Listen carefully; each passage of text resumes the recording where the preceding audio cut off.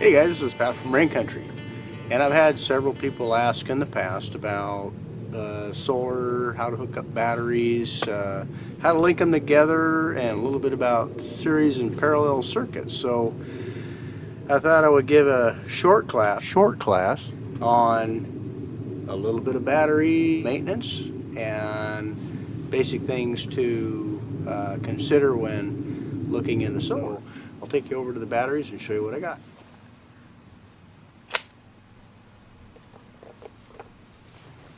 Here's my mascot and helper, Cody.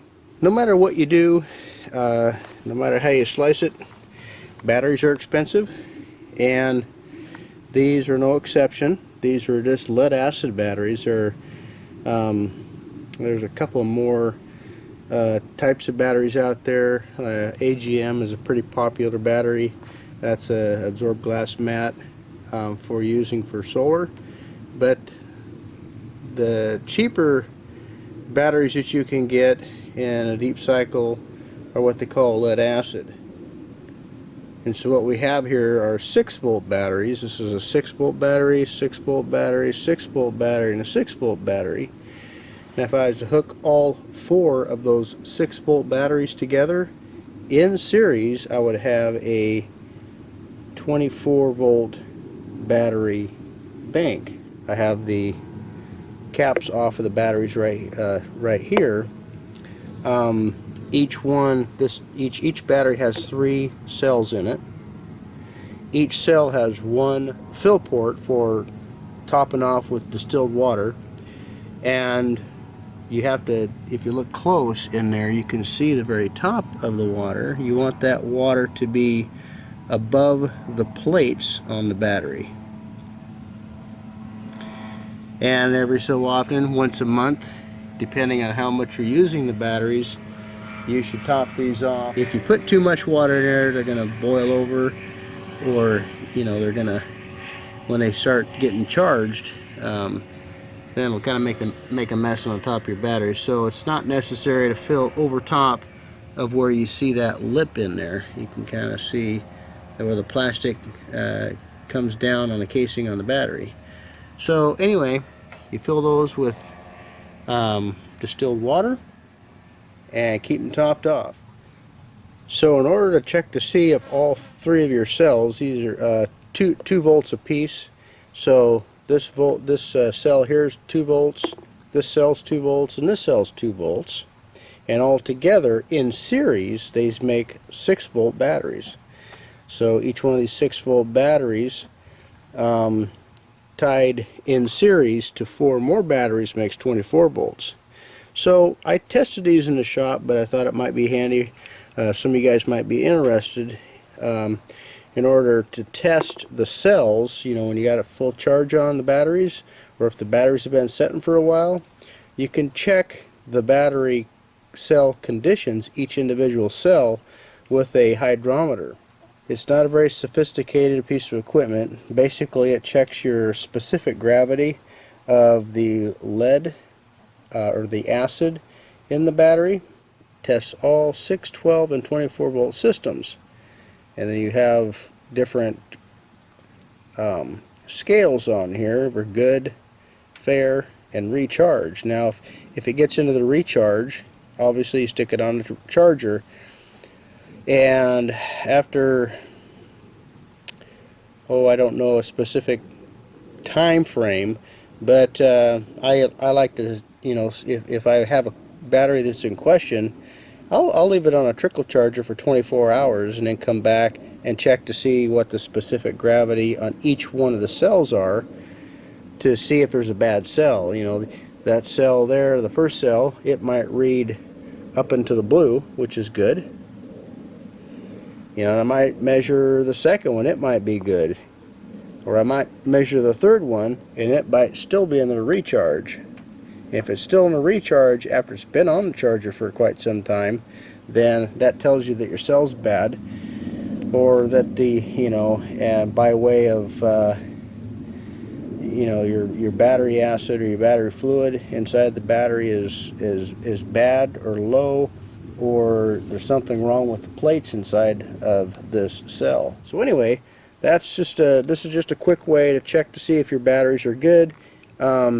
Diligent folks will check their batteries once a month with the hydrometer just to maintain themselves, and maybe even keep a log and number your batteries if you want to see how they do and over time. Here's another little thing that I made here is a handle, a little wire handle. It's out of real stiff wire, and put a couple little hooks on there. And these are your standard CGS or CG2 type batteries, a golf cart batteries with a specific casing side. Yeah, I just made this little handle here. It makes it easier to lift these batteries up and move them around. Made that a few years back. Back to the hydrometer, you just insert a clean hydrometer tube into each cell. You squeeze the bulb, allow it to suck when you mash the bulb down, it actually pushes the air out of the tube, and then when you release the bulb, it sucks the battery fluid or battery acid up into the meter. And as you can see, this one shows 1.300 specific gravity. Oh, you want to shake that off, squeeze the bulb a couple times and make sure all the fluid's out of it. I check each one of these.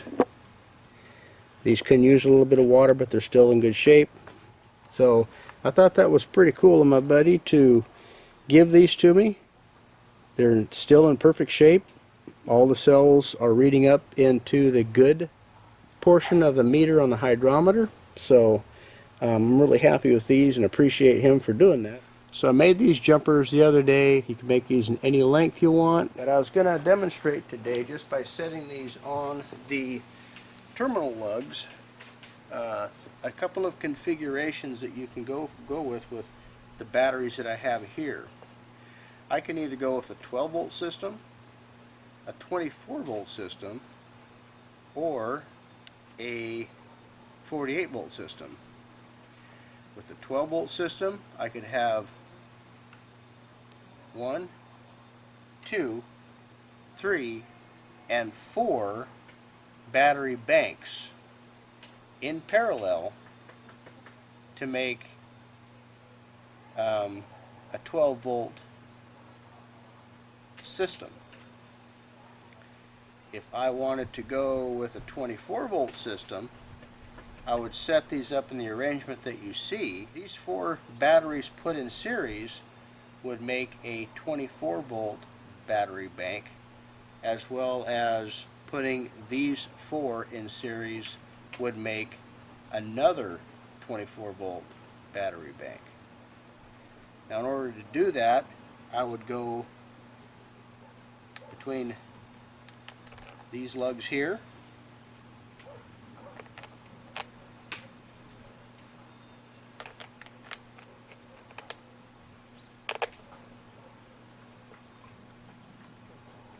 making sure that you go from positive to negative on each one of the batteries. Obviously you don't want to go, I wouldn't want to go between the lugs on the same battery, or you'll short out the battery. So be very cognizant on how you place the batteries in here. I always put the negative on the lower right and the positive on the upper left.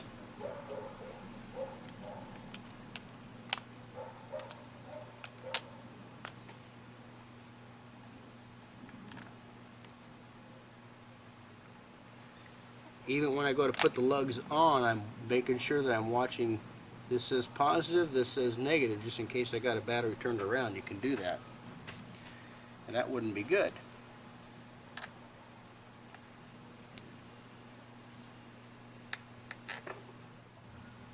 So then I would hook all of my negatives together on this side, all my positives together on that side, and everything coming off of these positive terminals would be in parallel. So all of these, again, all these batteries here in series makes one 24-volt battery bank. These 4 batteries in series makes one 24-volt bank. Both of these battery banks in parallel make 2 battery banks in parallel. Okay, there's a couple of things that you need to know about series and parallel circuits. First of all, a series circuit, when you have one set of battery banks here and you have 4 batteries in series, your amperage stays the same. You add all of your voltages. So we got 6 plus 6 is 12, 18, and 24 volts. And that goes the same with each circuit or each battery bank that you set up this way. What happens if I want to make 12-volt battery banks? Okay, here I have the same number of batteries. I want to hook positive to negative. Positive to negative. Positive to negative. And positive to negative. Now what we have is we have 4 battery banks, 2 batteries per battery bank in series. These 2 are in series, these 2 are in series, these 2 are in series, and these 2 are in series. Now what a guy would do is he would hook all of his negative terminals together.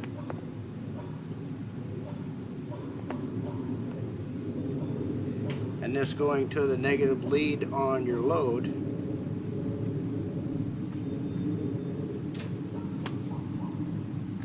And you hook all of your positive battery leads together.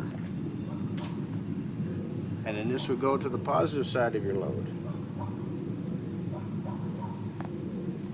Now what would that do for us? So we have 6 plus 6 is 12 in a series circuit. We add the voltages together, and then our amperage would stay the same in this particular volt. In this particular instance, these are only 75 amp hours. So there's 75 amps here, 75 amps here, 75 amps here, 75 amps here. We have 6 plus 6 is 12, 6 plus 6 is 12, 6 plus 6 is 12, 6 plus 6 is 12. So we'll have 12 volts on each one of these positive lugs here. These are all in parallel, so the voltage remains the same in a parallel circuit. So now we have 12 volts going to our load, and we have the voltage stays the same on 12 volts up here, but our amperage in a parallel circuit, that we count up the amperage. So in all these added together, we have 150 plus 150 amps is 300 amps in parallel to make this circuit here. This is a 12 volt setup. I just showed you the 24 volt setup earlier. Now I'll show you what I have to do with mine to make this couple up with what I'm doing with my system.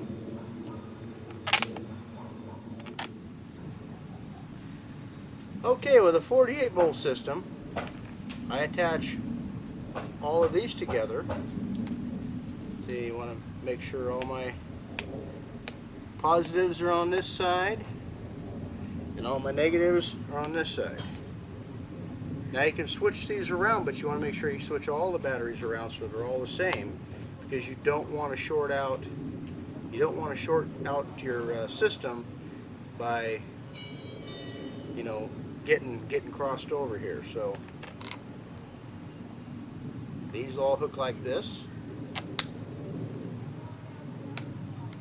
Positive will go to my charge controller, and then the negative on this side would go into parallel. Both these leads here would parallel the other battery banks that I have in service now, and they would, this is just going to supplement the system that I have now. It'd be extra storage. It's kind of like a fuel tank in a car. I could just hold more fuel. In this particular instance, it's more electricity to hold me over on a cloudy day, help carry higher loads if I'm running a table saw. Heidi's got dehydrators going. We got hot plates running, things of that nature. Then this will help to augment our usage and help to lessen the load on our system. Now, one thing I wanted to also mention, there justifiably so, but there are folks out there that might not do something like this because I have two new batteries and I'm putting them with older batteries because they claim that it will wear heavily on either the new batteries or the old batteries. It'll wear them out faster. But these batteries are in real good shape. They might be older. They might even have a little bit of material on the plates. I believe that's called sulfation. But I'm not really worried about that. Like I say, the batteries were free. They're in really good shape, and I don't see any problem with putting these in service with these two new batteries that we have now. Now, if these batteries are in bad shape, they didn't all show that they'd hold a good charge, then I would be a little bit concerned if one had a bad cell in it or a cell that was going bad. Alright, here we are in the utility room. I have the batteries all laid out here on the floor, ready to hook up. And one thing you need to keep in mind is ventilation. When you realistically you want everything in a container, and you want it to be vented to the outside. So that's a real important thing to do as well. Also, when I go to put all my electrical connections together, I like to apply some antioxidant and anti-corrosion material on the connections, on all the bare connections. So top and bottom, this will go around the battery post. I'll smear that around. Makes your hands nice and goopy. And I didn't bring any paper towels in here, so I'm going to have to go get some. But you want to make sure your terminals are clean and free of oxidation and corrosion with a wire brush or something along those lines, or emery cloth or steel wool, and get those cleaned up. These were already clean, so I didn't have to steel wool them or wire brush them. But it's always a good idea to ensure a good connection and then protect it with a antioxidant material. Okay, as you can see, I took that antioxidant and put it on top of all of the leaded portions and the post, and also on the nut that goes on the jumper and post and links everything together. I wanted to do that to avoid the potential of corrosion, both oxidation and just electrolysis type action that goes on with the batteries. So I don't hook the batteries up. I just hook the batteries in series right now, and I'm not hooking them up in parallel to anything at the moment because I want to check the continuity between the two far posts, the positive and the negative, and make sure that I got 48 volts going from one end to the other. If I have a bad connection or a bad battery, which I know I don't have any bad batteries here, But if I had a bad battery, that's another way I know that I either have a problem with my linkage or a problem with one of the cells. I know I've checked all of the cells, they're all good. I've checked the voltages on each one of the lugs here, and they're all 6 volts, so the batteries are all in good shape, so everything should work out fine. But this is the last test, is to make sure that all my connections between the posts are in good shape. So I just hand tighten all these down. You don't want to use a impact wrench or anything on like that on these connections. You stand a risk of breaking one of the studs off here, lugs here.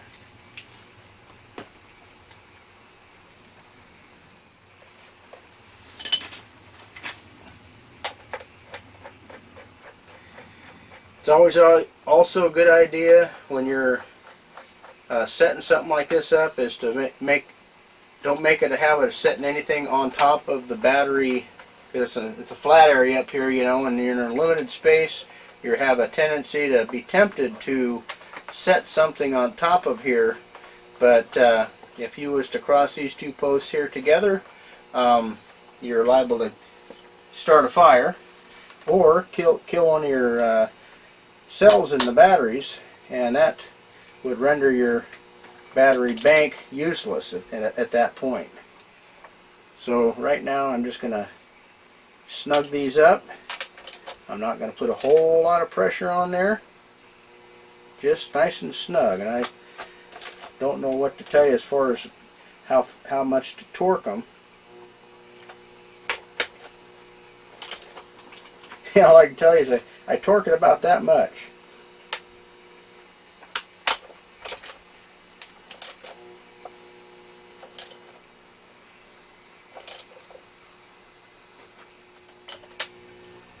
So the finer strand wire that you use on here for your jumpers, the more flexible they're going to be.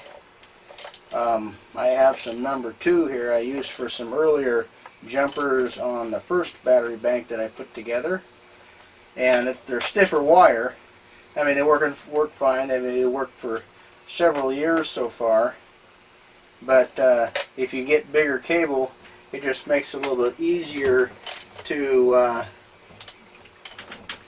maintain, or if you've got to bend these a little bit to get these off. Sometimes they'll bump up against these jumpers, and sometimes you're going to have to push them out of the way, and they're a little easier to work back and forth if you have a more flexible wire.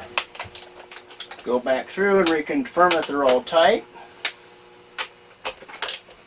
I shouldn't say tight, I should say snug, because you really don't want to horse down on these things, or bad things can happen with your little stud there, your connection, your battery terminal.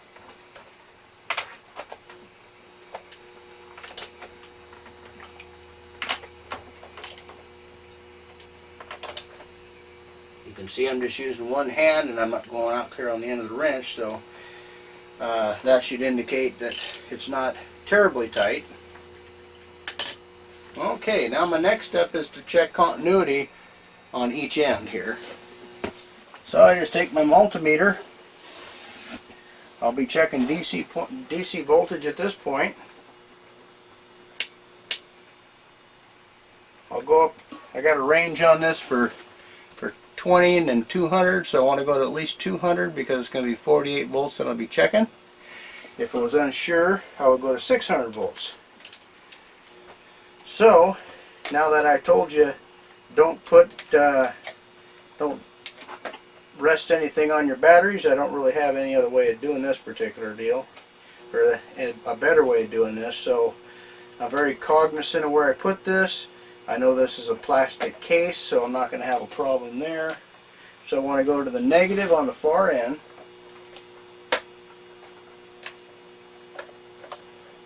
If I can reach it. I got a little alligator clip on that connection over there. I'm going to stretch way over here. Oh, I don't have enough room. So I put a jumper and a wing nut on here so I can reach this post here. So basically I've just extended my post out here to where I can take my multimeter and verify that 48 volt reading that I'm looking for. Okay, I'm at the negative end of the first battery that I installed.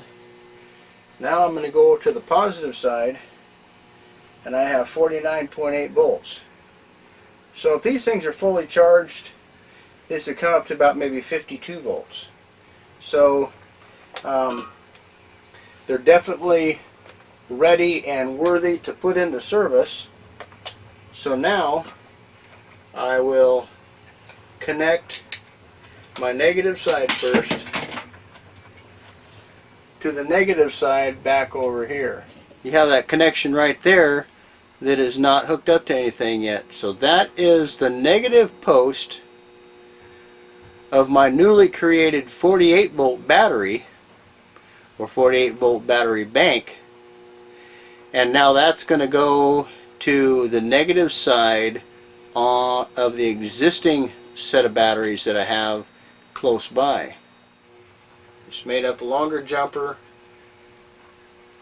similar to the ones that I have on the batteries, jumping the batteries together, but it's just a longer version. But I left this thing long because eventually I want to change this. I want to change all this. I want to make another battery room so I can make more room in here. So I'm just put more antioxidant on the terminal lug. So with this particular instance, I'm just going to share a lug with share the lug and parallel the circuit on the Trojan batteries that I have in here. Then I'll just tuck the excess cable down alongside the batteries. Okay, so the negative side is actually hooked up. Now I'm going to go to the positive side.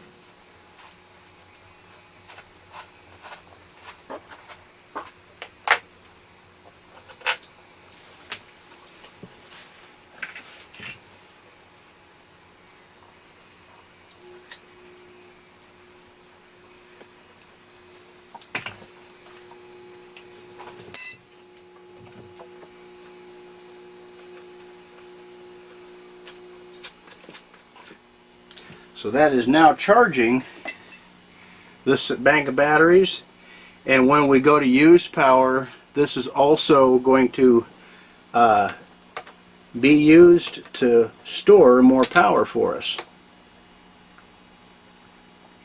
Okay, that's snug. I got plenty. You always want to make sure that you have plenty of threads on here. You want to make sure that all the threads are being held. So it's been a few days since we installed this battery bank in conjunction with to supplement our other battery banks or other storage. Again, we have 5 banks of batteries now. So we added this extra string for extra battery bank. We've ranged anywhere from 2,000 to 3,500 peak watts collected, anywhere from 140 to 250 or so, 270 amps collected, and anywhere from 7.3 to 15.3 kilowatts collected per day. So we have a wide range of collection going on and storage and peak collection going on. So I think the system's been working out really well. If you guys have any questions, give me a holler, and it might spur some ideas for some other videos that we can put together. I hope this video helps you guys out. Take care and God bless.